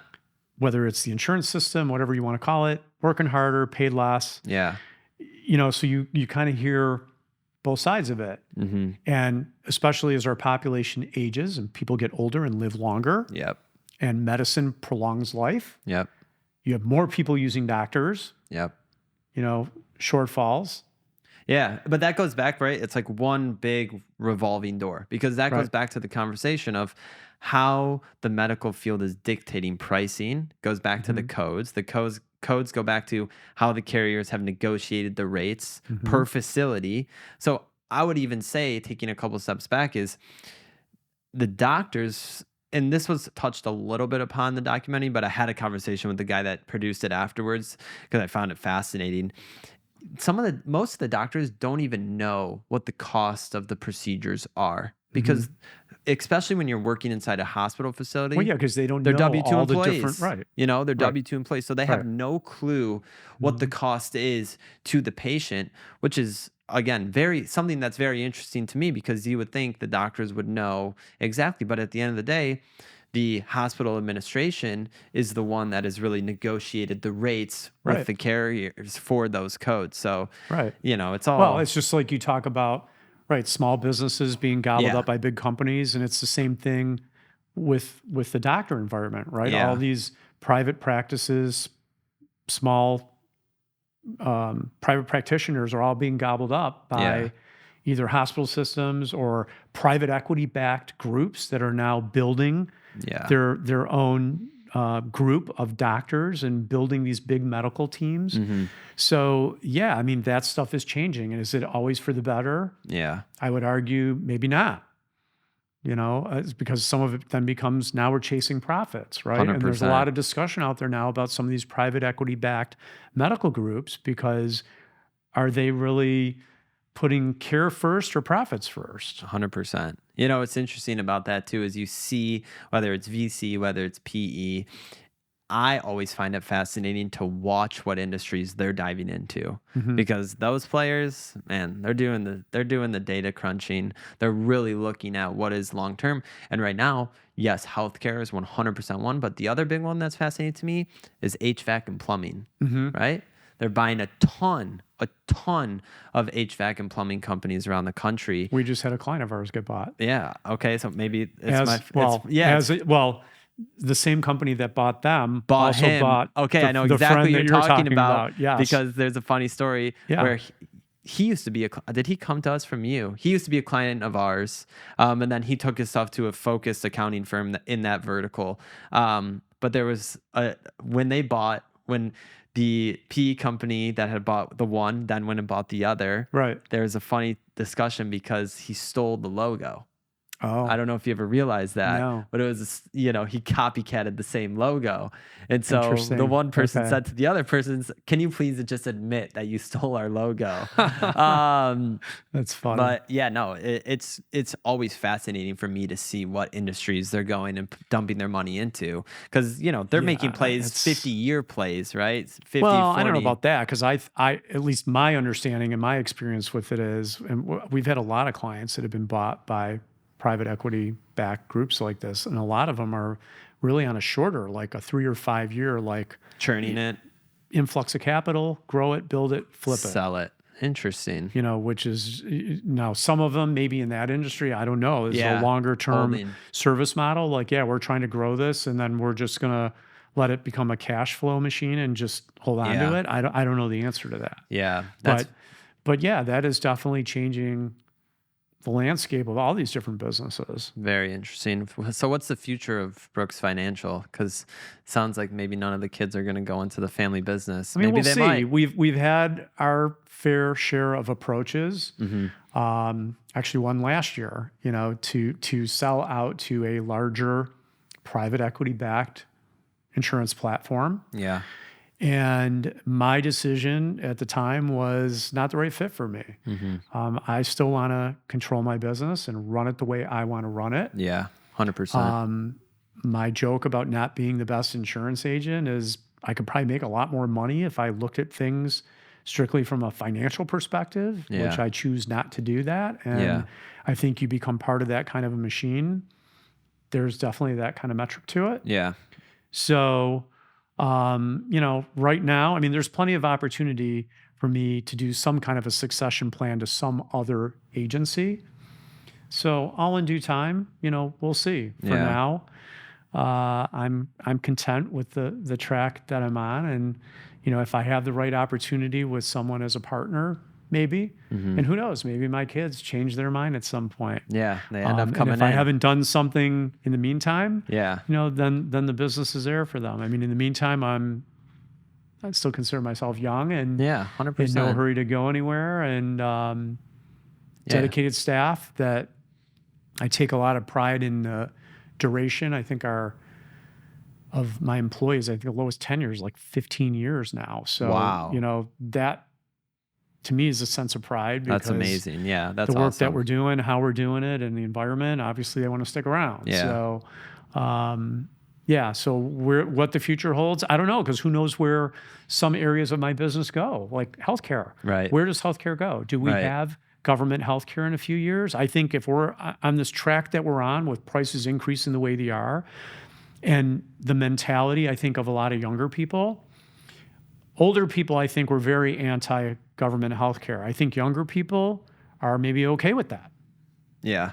And I think you'll see that pendulum may sway. 100%. And I don't think it's out of the realm that Of discussion, you for have sure. some kind of government healthcare platform at some point. Yeah. Maybe with buy-ups for other stuff, but Yeah. I mean, I think the future of healthcare is going to be very interesting to see, especially because I just see such a huge focus of the internet, I'll say. Not even of professional doctors' offices, which I'm sure they are in there too, but the social focus online of becoming healthier, of understanding what you're putting into your body in terms of food, what are the chemicals, what are the seed oils. I think that stuff is becoming more and more and more popular. yeah, but I'm also going to say this to you. I'll play devil's advocate with you on it. I think you have the other side of the population that completely ignores that. Yeah, People for that sure. don't have access to care, number one. Yeah. Number two, don't have access or the financial means to do all those things. 100%. And then, you have the instant gratification mentality. Yep. Let's come back to prescription drugs. Right. Right? So all the weight loss drugs. Yeah. Which is an easy fix. Right. I don't need to work out. Right. I don't need to do all those things. If I can just take this and it fixes it all. Mm-hmm. So I think there's competing sides to it. I think they'll all have impact in some way. Yeah. But not everybody's going to be able to, even if you put in that wellness mandate, like I was talking about, not everybody's going to be able to comply with that, even 100%. if they wanted to. Yeah. 100%. That's why there is no perfect solution to this whole thing. Yeah, there's no one size fits all. I think that's, like I said, it's very, very, very interesting for me to have a conversation related to health and fitness and what you can do and being healthy, and then having a conversation with you of, okay, but that can equate to X, Y, or Z in your world, or A, B, or C in a different world. So it's always interesting. But I'm like you. I mean, I work out every day. Yeah. I'm a long distance bike rider. Yeah, you cycle. I cycle like crazy, so I eat healthy. I watch, I'm doing everything that I should be doing. Right. That doesn't mean I'm not going to get sick. I've had 2 hip replacements. Right. I forgot you had 2 hip replacements. And through no fault of my own. Yeah. It wasn't because I did some crazy activity and injured my hips. I was born with some kind of regularity in the ball and socket, and first one wore out at 44 years old, which is young. Very young. So I had a hip yeah. replacement at 44. That was after, I'm going to call it grinding it out for 7 years. Like I knew 7 years earlier that that's what it was, but there was nothing else that I could do. Right. Inevitably, I was going to need a hip replacement. So I fought it tooth and nail until you couldn't until anymore. I couldn't deal with it anymore. And the week before I had my hip replacement, I did a 100-mile bike ride the week before. Like I could ride my bike 100 miles and feel great, but I couldn't walk up a set of stairs. I couldn't kick a soccer ball. I couldn't run. I walked with a limp. My back was starting to hurt. My knee was starting to hurt. You know, so I needed to get it done. Then a year ago, I had to have the second one done. But it's like nothing. It didn't matter how I took care of myself. Yeah. Didn't matter what I did. I still had to have this done. Mm-hmm. You know. Yeah. So yeah, it's just genetics. So at the end that's of the why day. I can't just. If I just put my blinders on and said, "Well, look at me, look what I do. Why isn't everybody doing what I'm doing?" And everybody would be great. You know, like that's not a. Because sometimes you That's just not a can't control the realistic. outcome. Right? You can't control. You know, you can't control genetics. You can't control the genes. You can't. You know, sometimes you're just not lucky. Right. I mean, I don't know how else to put it. No, that's the truth. Before I have one last question for you, but the last guest that came on the show did something very interesting, and he had some questions for me that he had prepared before. But something I wanted to start introducing is, do you have any questions for me? I found it really interesting that he had any. I actually didn't think about that. Yeah. That would have been a good, you Yeah. know, I guess to think about ahead of time. Well, I guess the question I would have is I really like this whole idea. You know, when you told me what you were doing, even like a couple of years ago, whenever you first started some of this stuff, and I thought, oh, that's really interesting. And this whole idea of this educational series, and I've had a number of compliments over the years from a lot of my clients that say, you know, you really took the time to explain stuff to me, and this has been great. And like, it's too bad kids don't learn this. And so, then just in coming back to this, it was like, wow, this is kind of cool. So, Thank I you. mean, what drove you to Do this? to think about this track? Yeah, it all goes back to my family being in the tax business. When COVID hit, I grew up understanding that I knew way more than the common person about taxes, right? From like the time I was 14, 15 years old, I could tell you why you should elect your business to an S corp and take a paycheck and take a W-2 from your own business, because you're going to save on self-employment tax, right? Right. But the threshold had to make sense. You had to be making X amount of dollars. Now that number continues to change a little bit, but nonetheless, when COVID hit, my phone just started getting blown up, like just blown up. Everyone wanted a stimulus check. I worked valet. I worked as a busboy. I was a host. Right. Can I take the stimulus check? And I was working out, and I was like, I should do a podcast on taxes. And then it was actually a kid who I'm friendly with. His name is Elijah. He had texted me something like, you should do a podcast about taxes or something like that. And I was like, it was kind of like angel devil on each shoulder. That is so boring. No one's going to listen to that. And then that evolved into, what about all these other life skills, credit, insurance, mortgage, anything under the sun that's essential for life skills. And then it kind of really hit me when I started going around and talking to people, but also taking it seriously enough to learn the lack of understanding and why there was such a lack of understanding. And I think systematically, the system doesn't want you to know these things, right? It's confusing. And that may be a little bit of a conspiracy theory to say that it doesn't want you to teach it to you. But I think if it did, there would be foundation laid for someone to understand it.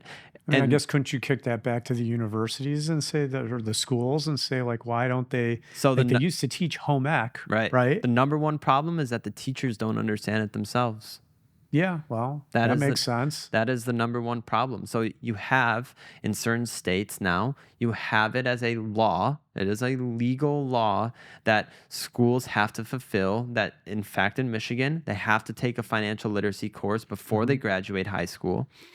However, again, I go back to the educator needing to understand the topics themselves. And I forget what it is, but there's some statistic that shows that teachers, I think, are like top 5 financially illiterate people in the workplace. And Interesting. so now, how can you have a teacher teach students on financial literacy if they, and let me say this, even if they could understand it, I still think that there's a conflict of interest if you're teaching a student something and you have credit card debt, you have all these things, you have a bad credit score, right? Because you're not leading by example. And that's not to say you don't understand it. And I listen, everyone's lives puts them in a position where maybe they had to do that and they had to take out a loan and they can't repay it back and they're struggling to make things work. But at the end of the day, I really wanted to make it my passion and my goal that people do have access to this, because Jason, what I've learned, especially as I've been doing this for a long time now, is, what's funny is my focus has shifted. I used to high school. Now, high school is great, and I think you can lay some foundational level, but really, you're not going to actually understand these things until you're put in the position, right? Until you're put in the position to need to get health insurance. The life experience, right? And that's where we really come into play. Is I want someone to be able to go to our educational series. You're not going to learn everything, but you're going to learn enough where I use this example every single day almost now. I'm building multiple skyscrapers with what we're doing here. But what I'm doing before we even start one thing to go up is laying the foundation as sturdy as possible so that you can continually rise up. And so that's really now why I am so hooked on doing this, and I love doing this, is because it's providing a value to people that they really truly need. Like, if someone takes the time and goes through every single episode of our educational series, you are going to walk away understanding a lot. And I don't see another resource out there that's available to people. Well, these are true life skills. These are you're going to use this information. Yeah. This isn't some algebra equation that's Exactly. never going to get used. Exactly. That's exactly it. This is a life skill that you're going to use. Yeah. Yeah. That's exactly it. So that's No, why I think that's a great answer. Thank you. So, Thank you. Yeah. And what I think is fascinating, and again, I bring this up more so in newer episodes just because it's a new concept, but people don't understand that the educational series, I know you do because obviously your daughter is an intern with us, but people don't understand that I am selling the educational series to businesses the same way you sell, a benefit package to a business for their employees to have health insurance, right? I sell the same thing to employers so that their employees can access this education so that they can say, hey, my work offers something. You're my son, you're my daughter. Go and learn about it, right? So we package it, we sell it to businesses. And, I really think that going back to what we talked about before we even pressed record and started recording, when you force someone to do something, they're less likely to do it. But when you give them the ability to do it and you don't force them to do it, they're more likely to do it. And so that's why taking that route, listen, I've been down all the verticals, all the avenues pretty much of financial literacy. And I think that that is the best one because everyone wins. The employer wins because they look great. They're offering this to their employees. The employees get access to knowledge from industry experts. And we win because we're able to make this a business. And that's America, right? To make money. And so I feel passionate about it because it's also solving problems, and that's what I love to do. Like you said, I think some of this stuff, if it doesn't apply to me, why do I need to do that right now? And you could argue that even if you tried teaching this stuff in school, if it's in high school, maybe in college, because maybe they figured out, well, I'm only here for another year or two, and then I'm jumping out into the real world. So I should probably know this stuff. But certainly in high school, what am I learning about health insurance for right now? But now that I have to deal with it, I want to learn about it. Where do I go? Exactly. What resource do you have? And that's where I even think it's really cool, especially for this episode, because if this is offered at your place of employment, how cool is it before you figure out what benefit you're going to take to go in to watch to learn all this this lingo, and then make your decision from there. But the final question I have for you is, what do you wish you knew in your early 20s? I would probably say, and this is what I've been teaching my kids about all the different things that I do, is start early with all this stuff.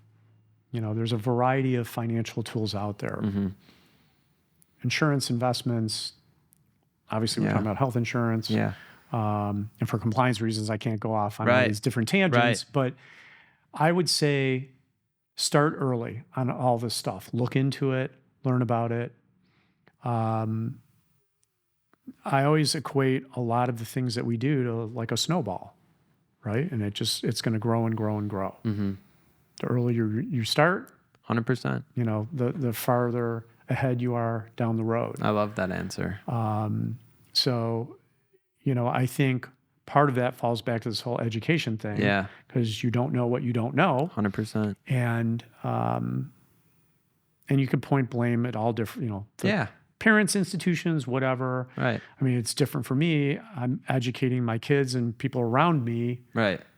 Daily. Because I grew up in this business and I have a different vantage point. So if I could give one piece of advice, that's what I would encourage someone is to look into these things earlier than you might think. I love that. Because a lot of people think, well, I don't need to deal with any of that stuff until I get married or until I have kids. Right. And the answer is, yeah, you may technically not need some of it until then. Right. But by starting earlier, there's other advantages.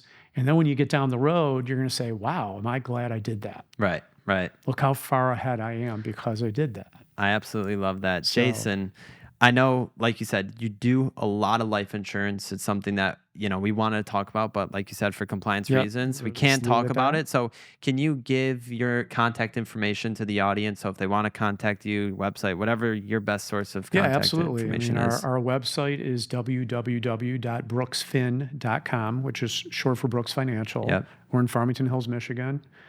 Phone number? Probably best way. Main phone number is 248-785-5200. Perfect. And so if you're listening and you call Jason or reach out to them, make sure to mention the Best of the Best podcast. So Yeah, he knows. let us know how you found out about us. Yeah.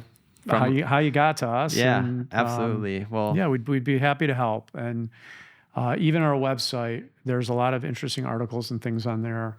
Kind of, I'm going to say the same way I've approached it is thinking of myself as much an educator as a salesperson. I love that. I want to be a resource. Yeah. So I tell people, let me be your resource. If I can't help you, I'm going to direct you to someone who maybe can. And if I can't help you today, maybe I can help you tomorrow. Right. Or maybe you know somebody else who I can help. Right. I love that. That's how we've always looked at it. Well, Jason is definitely the best of the best. Thank you for coming on. We appreciate your time. Thanks for having me on. This was great. Yeah, maybe one day we'll do it in like 2 years. Maybe if there's changes or something, we'll do it again. All right. All right. See ya. Thank you, everyone. Thank you.